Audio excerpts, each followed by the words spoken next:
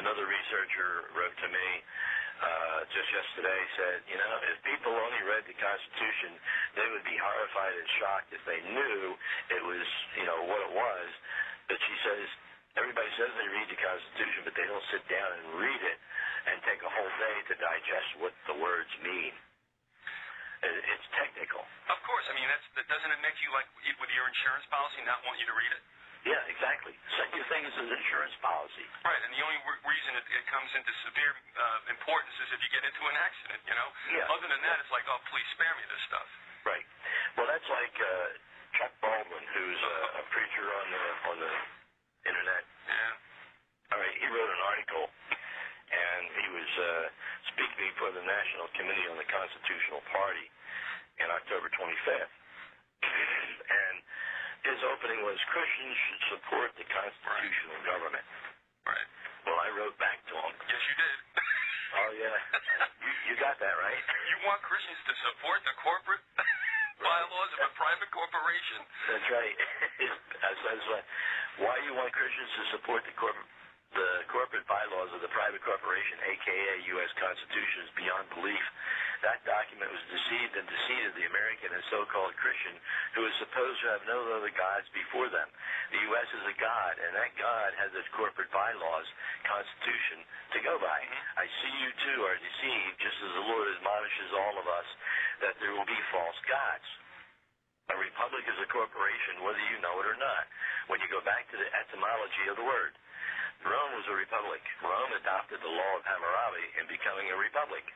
That law is the law merchant's code. It's used in every country of the world. Even the Pope uses it. Okay. So you want the Christians to support a law merchant con job? Not for me, and never will. I revere that piece of trash as you do. I see you fell hook, line, and sinker for that corporate document and the corporations that devised it.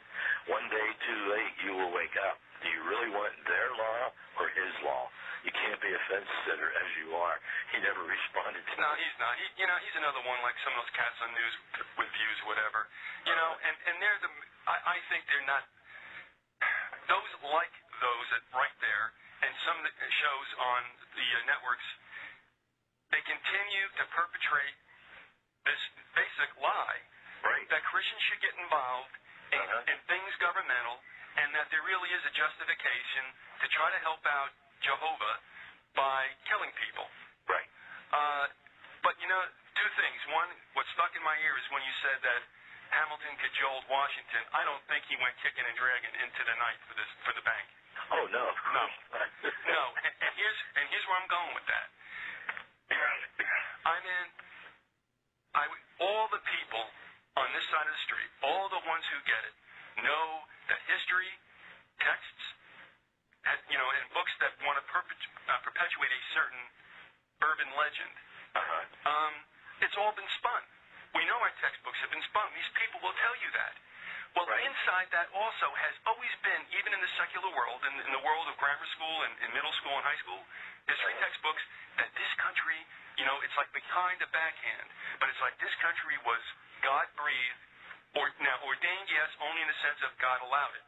Right. But there is nothing exceptional about this fictitious thing called the United States. Right. But we think that, so that, therefore, that enabled us to go off for the 20th century and, fight more than any other nation ever has, and still we hold the lead, we would call the league lead, in wars and combat. But, it's because, God is on our side. And it is a fallacy. Oh, yeah, because you take any other country, and they say the same thing. God is on their side. They're doing right and everything. That's why the Pope created that strife back in 1213 when he used those parts of the Bible. For the words, it's for their own benefit. It's like a lot of people might preach, and you can read the Bible, and you can have 5 people read it and get 5 different interpretations. Well, it's what's in the person's mind and their beliefs that they were taught when they were brought up. And like Montgomery said, their core beliefs would be shattered, and they can't realize that their core beliefs are so ingrained in them that they cannot accept the truth when it's put before them. Well, of late, and I've said this on a couple other shows, I won't belabor it anymore ad nauseum, but to say to you, what struck me as being really, dumbfounded, was when people have,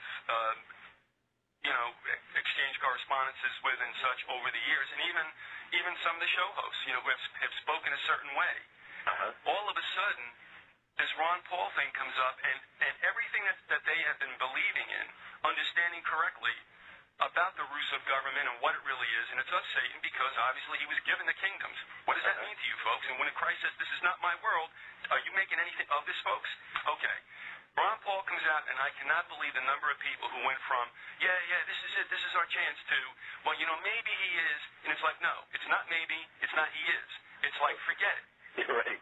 And then Jones gets behind it, who's supposed to be a Christian, and it's like, I'm looking at this Pied Piper, this what Svengali type of situation, and I'm not believing my eyes or my ears. But when I saw that, I said to myself, who's kidding who here, man? If you so easily can be taken because somebody has promoted himself as your leader, say Jones, I'm saying this, all right, and you're following what he's doing because it's Jones, or have you just chucked or maybe both, you've just chucked your common sense and everything that you've known. And speaking about common sense, let me ask you about this, man. This whole bit about the founding fathers, and they make him as deific as possible, But what I was reading is when they all assembled, the elites down in Philadelphia, right? Right. The people in the States, when they saw that the Articles of Confederation were going to get hurled, and they were going to get a constitution, that told them immediately we're just going to slide back into monarchical rule. Oh, yeah. Because a lot of people, if you get Storing's book on, it's Herbert Storing, the Anti-Federalist. He has all the papers in there from the Pennsylvanian and the Farmer and all these other books that were written by the people of that particular state. And they all knew what was going down, and the Farmer, that was in Pennsylvania, writer, knew after the fact that they were supposed to attend the Philadelphia Convention. They never went. And they mentioned about the corporation and that it was a corporate structure because the Confederation was doing pretty good, and that's why it was doing so good that they had to break it. And Washington and all those other signers, the 55 of them, were going to lose a lot of money if they didn't kowtow to the king and create this corporate structure called the Constitution, which was actually the offshoot, or the United States then would become a child of the parent corporation, which was England, which was, controlled by the Vatican and controlled. And he said the king had told them, look, you got land over here, you got a great holdings over here, which they did. And in fact, Benjamin Franklin had 43 different names, and some of them were women's names, and this coincides with that article that I sent you on the name change, that you could change it at will. Wait, Franklin himself took on 43 different appellations? Yeah, 43 different names he had, and he boasted about it, and he boasted that he liked to expatriate and go back to the mother country from time to time.